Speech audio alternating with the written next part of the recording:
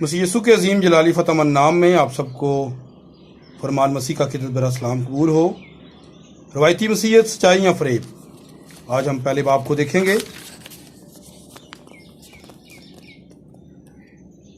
پہلا باب، امتحان کے لیے کھڑا ہونا، وقت کی روحانی تحقیق۔ کیونکہ یہ طے شدہ حقیقت ہے کہ آج کل کوئی بات اس وقت تک قبول نہیں کی جاتی جب تک کہ پہلے اس کو ثابت نہ کیا جائے۔ اس لیے مجھے یہ کتاب لکھنے کی ہمت حاصل ہوئی۔ اس کا مثالی نمونہ وہ سرخی ہے جو ستمبر 1988 کو اخبار میں شائع ہوئی۔ اس کا تعلق ایک چوگے کے ساتھ ہے۔ صدیوں سے اسے اصل یادگار سمجھ کر اس کا احترام کیا جاتا تھا، لیکن جب انگلینڈ، امریکہ اور سوئٹزر لینڈ میں ایک خود مختار ادارے کی تحقیق نے یہ کہہ کر لوگوں کو حیران کر دیا کہ یہ ارغوانی چوگا جو تاریک ادوار میں سے گزر کر ہم تک پہنچا، بغیر کسی شک کے مسیح کا چوگا نہیں ہے۔ اس تصدیق شدہ تحقیق کے باوجود معزز پادری صاحبان یہ حوصلہ دے رہے ہیں کہ اس غلط بیانی کو قبول کر کے اس یادگار کی تعظیم کی جائے، گویا اس بات کا علم ہو جانے کے بعد بھی لوگوں کو غلطی میں رہنا چاہیے۔ اکتوبر 1988 کو شمالی آئرلینڈ کے ڈپٹی ڈائریکٹر آئن پیسلی نے یورپ پارلیمنٹ شٹراسبرگ میں ایک تہلکہ مچا دیا۔ اصلاحی دنوں کے بعد وہ واحد پروٹسٹنٹ تھا جس نے دلیری کے ساتھ بات کی کہ اس نے ایک اشتہار دکھایا جس پر لکھا تھا پوپ جان دوم مخالف مسیح۔ اس بات نے ایک ہنگامہ کھڑا کر دیا اور پوپ کے خطاب کے خلاف احتجاج کیا۔ اخبارات نے اس واقعے کی خبر اور فوٹو پہلے صفحے پر لگائی۔ اس سے اگلے روز صرف چند اشخاص نے خطاب کیا اور زندگی معمول کے مطابق چلنے لگی۔ ہر روز کوئی نہ کوئی نئی خبر شائع ہو رہی ہے۔ گویا یہ دکھ کی بات ہے، لیکن سچ ہے کہ ماضی میں پادری صاحبان اور عام لوگوں نے خدا اور کلیسیا کو باہم جوڑ دیا ہے۔ چونکہ لوگ ان اداروں سے مایوس ہو چکے تھے، اس لیے وہ ان کے خلاف ہو گئے اور دونوں سے خلاصی حاصل کر لی۔ یہ فیصلہ جس کی بہتوں نے پیروی کی بہت ہی دردناک ہے۔ میں کبوت کی جو یروشلم کے مغربی حصے سے 15 کلومیٹر کے فاصلے پر واقع ہے، اس میٹنگ کو کبھی نہیں بھول سکتا جہاں سیاحتی سفر کے لیڈر کی حیثیت سے میں شام کے کھانے سے فارغ ہو کر اپنے گروپ کو ایک چھوٹی سی عبادت کے لیے اکٹھا کیا۔ اس میں یہودیوں اور کئی دوسرے مہمانوں نے بھی حصہ لیا۔ لوگوں نے اسے بہت پسند کیا۔ میں نے پرانے عہد نامے سے کچھ حوالے پڑھے اور بتایا کہ یہ کس طرح نئے عہد نامے کے اندر پورے ہوئے کہ اچانک ایک خاتون جو وارسلا پولینڈ سے ہجرت کر کے وہاں آئی تھی اپنے اندرونی جذبات کے ساتھ بولنے لگی کہ میں نے نیا عہد نامہ پڑھا ہے، اگر مسیح کیتھولک نہ ہوتا تو میں اس پر ایمان لا سکتی تھی۔ اس نے کہا کہ پولینڈ کے لوگوں نے جو کیتھولک کے فرقے سے تعلق رکھتے ہیں یہودیوں کو بہت زیادہ دکھ پہنچایا ہے۔ یہ سن کر ہم سب پر گویا سکتہ طاری ہو گیا، تاہم ہم نے اسے بتایا کہ مسیحا کیتھولک نہیں تھا بلکہ وہ نجات دہندہ تھا جو مجسم ہوا۔ اسی طرح مقدسہ مریم بھی کیتھولک نہ تھی، لیکن وہ ایک بات کو سمجھ نہ سکی۔ لوگوں کی اپنی مذہب کے بارے میں اس قدر ناواقفیت ناقابل یقین ہے۔ مسیحیت مسیح کے ساتھ ذاتی تعلق اور بغیر ایمان کے ایک مذہب بن کر رہ گئی ہے، اور جیسا کہ بعض لوگ کہتے ہیں یہ لوگوں کے لیے گویا افیون ہے۔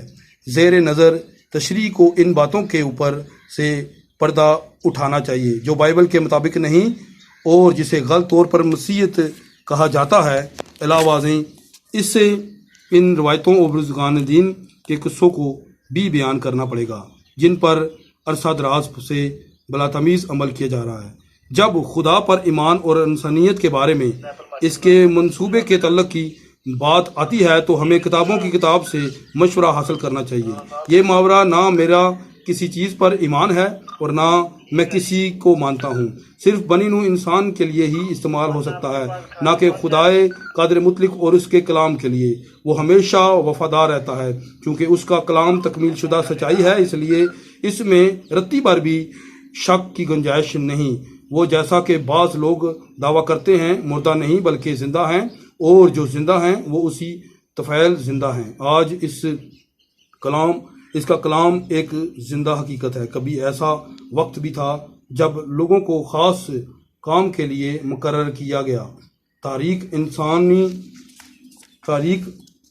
انسانی کے اندر ہم شاعروں، نغمہ سازوں، بادشاہوں، شہنشاہوں، سیاستدانوں اور ان مدبرین کے بارے میں پڑھتے ہیں جو آج تک ہوتے چلے آ رہے ہیں۔ یہی حال سائنس اور دیگر تحقیقات کا ہے۔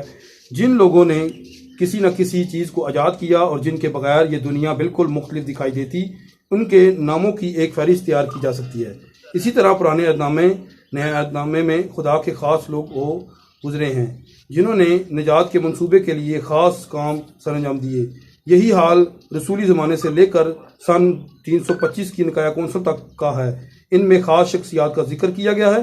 اس کے علاوہ تاریخ زمانوں میں بھی ایسے لوگ گزرے ہیں جنہوں نے کلیسیائی تاریخ کے اندر ایک اہم کردار ادا کیا۔ ان میں جانے پہچانے ناموں کا تعلق سیاسی اصلاحی تاریخ کے ساتھ وابستہ ہے۔ خدا کے ایسے لوگ جن کو خاص مقصد کے لیے استعمال کیا گیا، ان کی خدمت عالمگیر تھی، اور انہوں نے ہر قسم کی کلیسیائی مذہبی پابندیوں کو عبور کیا اور ان کو تمام کام کا ذمہ دار ٹھہرایا گیا۔ اس بات کی تصدیق خداوند کے ان الفاظ سے ہوتی ہے کہ تم تمام دنیا میں جا کر ساری خلق کے سامنے انجیل کی منادی کرو۔ جن لوگوں کو خداوند نے بھیجا ہے وہ خدا کے کلام کو تمام نبیوں اور رسولوں کے کلام سے ہمانگ کر کے پیش کرتے ہیں۔ جو شخص نئی تعلیم یا نئے مکاشفے کے ساتھ آتا ہے، اسے لازمی طور پر پاک کلام کے امتحان کے لیے کھڑا ہونا چاہیے۔ اگر کسی کی منادی ان کے ساتھ نہیں ملتی تو ایسا شخص اور اس کی تعلیم خود بخود نائل قرار پائے گی۔ خدا خود اپنے کلام میں رد و بدل نہیں کر سکتا اور نہ ہی وہ اپنے منصوبے کو تبدیل کر سکتا ہے۔ جو کچھ کیا اور سکھایا جا رہا ہے، اس کے بارے میں یہ سوال کرنا چاہیے کہ کیا یہ واقعی ہی درست ہے؟ کیا یہ ایسے ہی لکھا ہے؟ اس کے بارے میں پاک کلام کیا کہتا ہے؟ ہماری دلچسپی انسانی خیالات میں نہیں بلکہ جو کچھ خدا فرمانا چاہتا ہے اسے خدا کے ان لوگوں کے وسیلہ سے جاننا اور سننا چاہتے ہیں جنہیں اس نے اپنی خدمت کے لیے آواز دے کر بلایا ہے۔ پرانے عہد نامے کے انبیاء کرام ایسے ہی تھے۔ انہوں نے کلیسیائی تاریخ کے راستے مدن کیے۔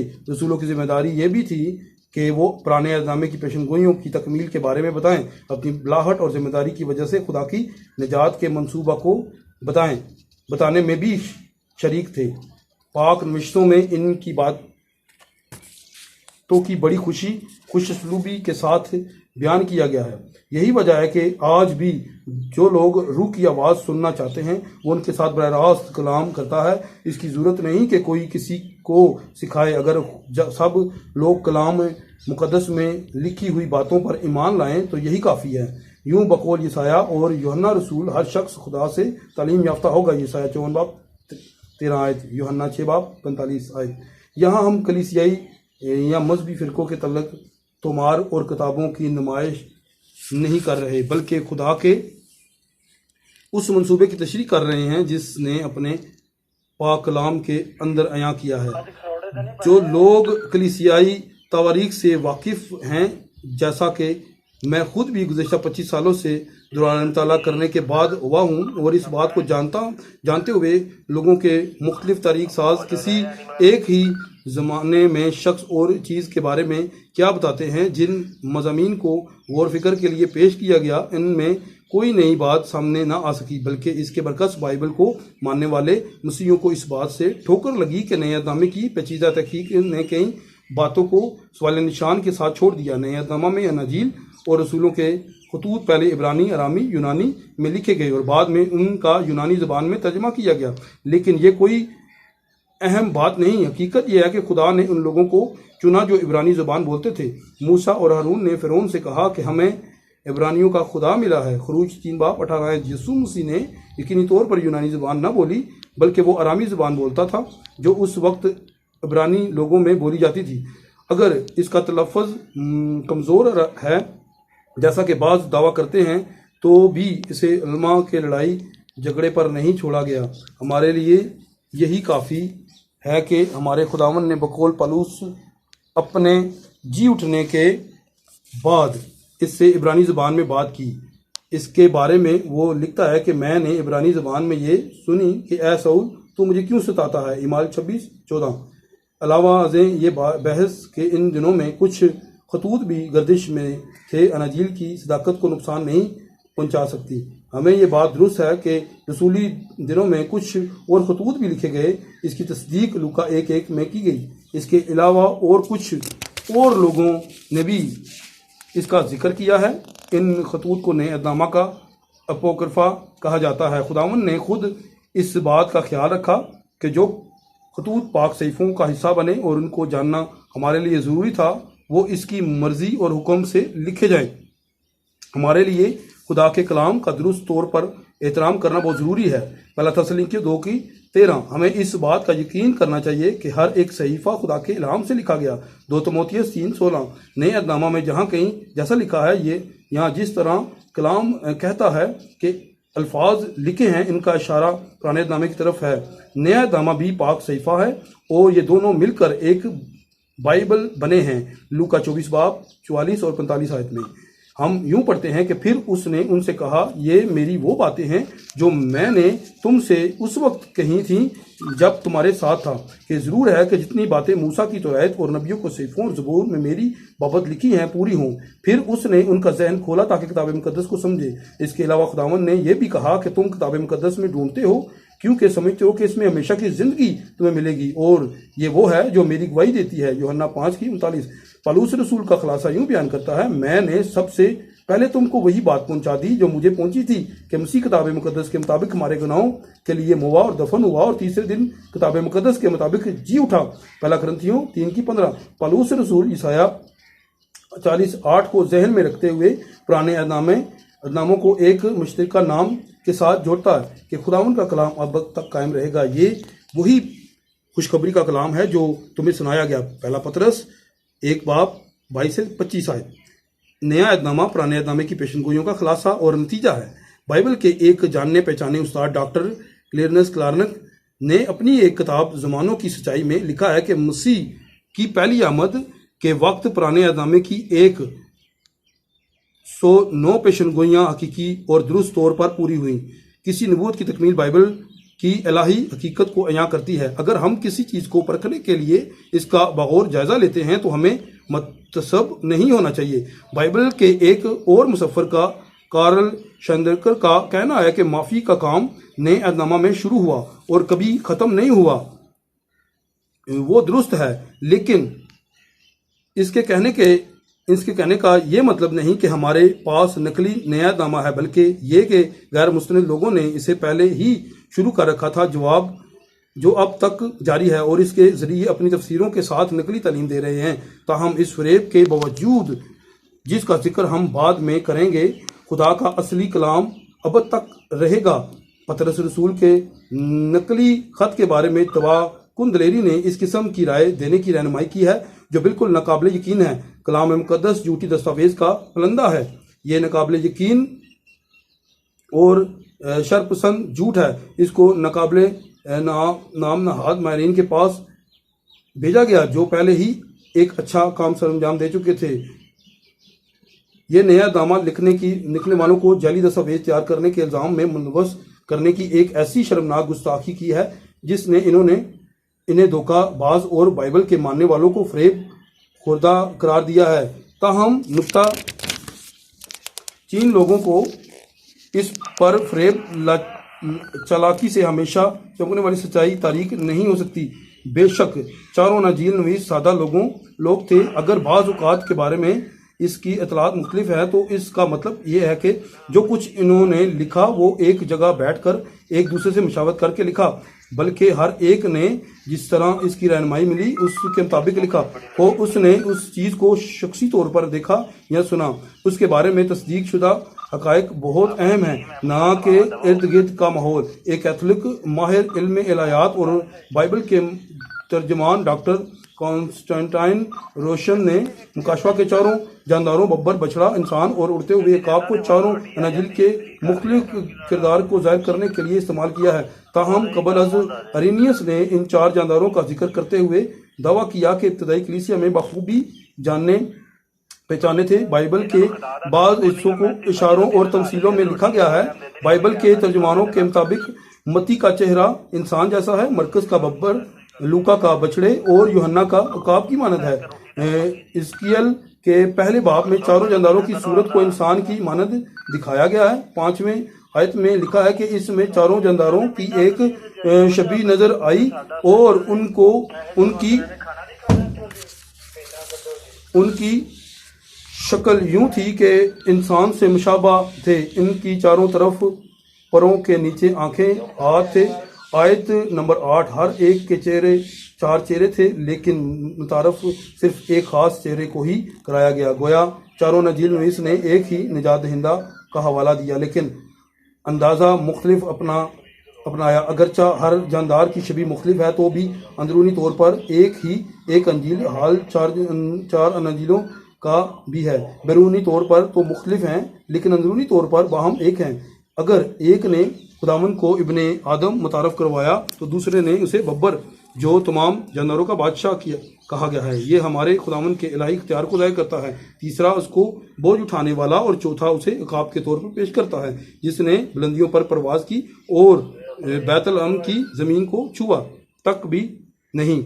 अगर एक अंजील नवीस ने किसी बात का जिक्र किया है और दूसरे ने नहीं, या अगर एक ने किसी वाक़या को दूसरे की निस्बत ज़्यादा अहमियत दी है, तो ये काबिल कबूल है। इसी तरह अगर एक अंजील नवीस कहता है कि खुदावन 7 रोटियों से 4000 को सैर किया और दूसरा कहता है कि औरतों के अलावा 4000 मर्द को सैर किया, तो दोनों दुरुस्त हैं। इसका मतलब सिर्फ ये है कि एक दूसरे की निस्बत ज़्यादा तफसील में गया। अगर एक लिखता है कि उसने यरूब के 2 अंधों की आंखें खोली और दूसरा लिखता है कि एक अंधे की, तो वो दोनों दुरुस्त हैं। इसका मतलब है कि एक शख्स मौका पर मौजूद था, जबकि दूसरे शख्स की बिनाई हासिल करने वाले के साथ शख्सी मुलाकात हुई। एक अनजील नवीस लिखता है कि जब यीशु को सलीब पर लटकाया गया तो दोनों डाकू लान तान कर रहे थे, मत्ती 27:44। जबकि लूका कहता है कि इनमें से एक ने कहा, ऐ यीशु, जब तू अपनी बादशाही में आए तो मुझे याद रखना, लूका 23:42। यहाँ भी दोनों अनाजील नवीस दुरुस्त हैं। शुरू में दोनों ने ठट्ठा उड़ाया, लेकिन बाद में एक ने उसे पहचान लिया कि वो कौन है। बाज़ नुक्ताचीन खुदावन के इन बयान को मैं तुझसे सच कहता हूँ कि आज ही तू मेरे साथ फिरदौस में होगा, गलत रंग देने की कोशिश करते हैं। इनका ख्याल है कि मरने के बाद वो सीधा आसमान पर गया, लेकिन रस्सियों के खत में लिखा है कि वो ज़मीन के नीचे के इलाका में उतरा था। इस ख्याल के हामिल अशखास इस बात को पहचानने से कासिर हैं कि जो लोग मसलूबियत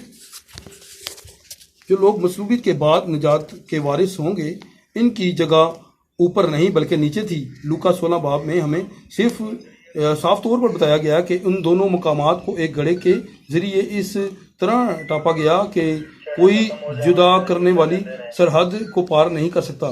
जिन लोगों ने आने वाले निजात दहिंदा पर उम्मीद लगा रखी थी, उनको एक तरह से कैद में रखा गया था। अगर हम मत्ती 27:51 से पढ़ना शुरू करें तो मालूम होगा कि मसीह के जी उठने के वक्त बहुत से मुकद्दसीन भी जी उठे।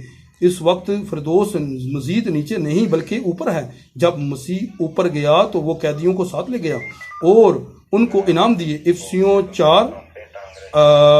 4:8-10। जो लोग निजात के लिए आज़ादी का इंतजार कर रहे थे, वो अपने निजात दहिंदा के साथ ऊपर चले गए। इस सिलसिले में एक अंजील नवीस की इस इतला में कि यीशु के जी उठने के दिन उन 2 फरिश्तों की मौजूदगी जिन्होंने फरिश्तों के साथ गुफ्तगू, लूका 24:4 और दूसरी अंजील नवीस में बयान जो सिर्फ एक का जिक्र करता है, कोई गलती नहीं। मत्ती 28:2।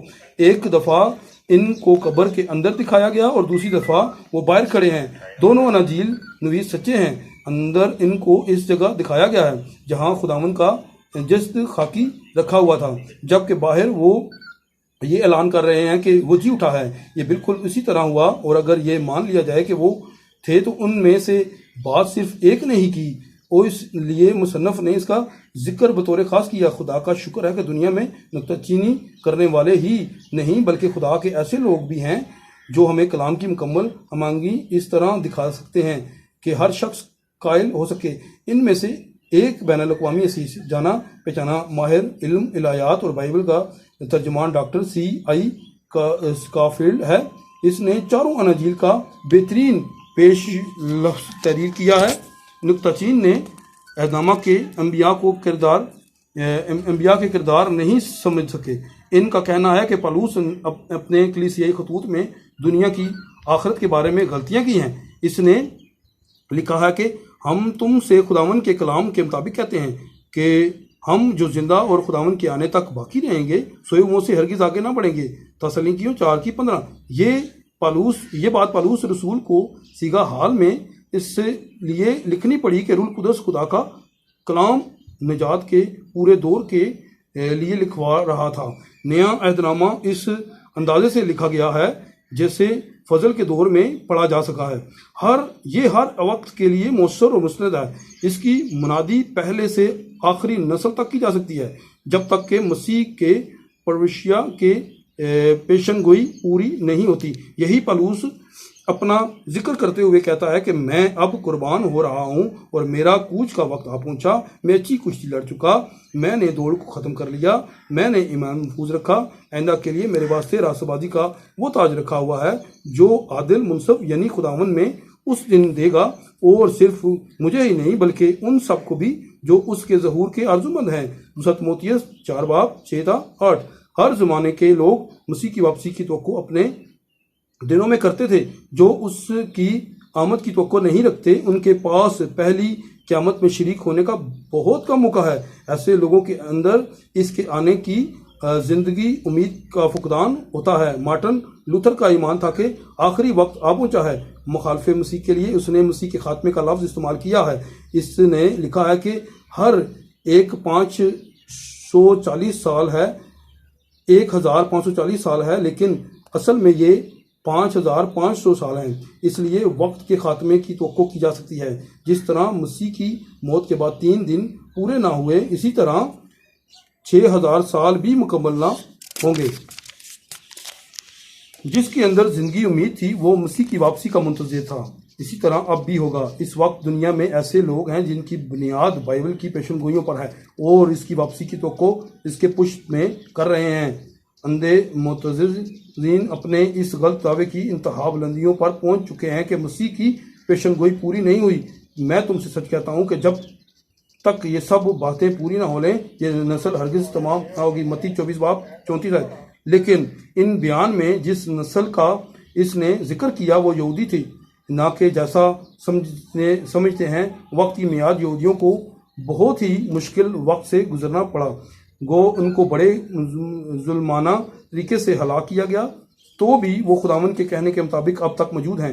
گویا جس طرح یسوع نے کہا یہ خدا کے ازلی منصوبے میں پہلے سے مقرر ہو چکا۔ اس کے علاوہ یہ بیان کہ میں تم سے سچ کہتا ہوں کہ تم اسرائیل کے سب شہروں میں نہ پھر چکو گے کہ ابن آدم آ جائے گا۔ متی 10:23۔ بالکل غلط سمجھا جاتا ہے اور اسے اس کی واپسی کے ساتھ منسلک کر دیا گیا ہے۔ کیا یہ پتمس کے جزیرے میں ابن آدم کی حیثیت سے نہ آیا جب یوحنا نے اس کو 7 چراغدانوں کے درمیان کھڑا دیکھا؟ اسی طرح جب وہ اس زمین پر اپنی بادشاہی کو شروع کرنے کے لیے دوبارہ آئے گا تو وہ اپنے پورے جلال کے ساتھ آئے گا۔ اس کا سر اور بال سفید اون بلکہ برف کی مانند سفید تھے، اور اس کی آنکھیں آنکھ کے شعلہ کی مانند تھی، اور اس کے پاؤں اس خالص پیتل کے سے تھے جو بٹی میں تپایا گیا ہو، اور اس کی آواز زور کے پانی کی سی تھی۔ مکاشفہ 1:14-15۔ یقیناً یہ بات اسی طرح پوری ہوئی جیسے یسوع نے کہی تھی۔ خدا کے کلام کے بارے میں مجددین کی ہر غلط تفسیر کو کلام خود جھوٹا ثابت کر دے گا۔ جنہوں نے خدا کے کلام کے پیچھے سوالیہ نشان لگانے کا خیال کیا ہے ان کو یہ سمجھ لینا چاہیے کہ بالآخر بات خدا کے کلام کے مطابق وقوع میں آئے گی۔ یہ یسوع یا رسول نہیں تھے جنہوں نے غلط کی، بلکہ وہ اندھے نکتہ چین تھے جن سے کلیسیائی تواریخ میں غلطیاں سرزد ہوئیں۔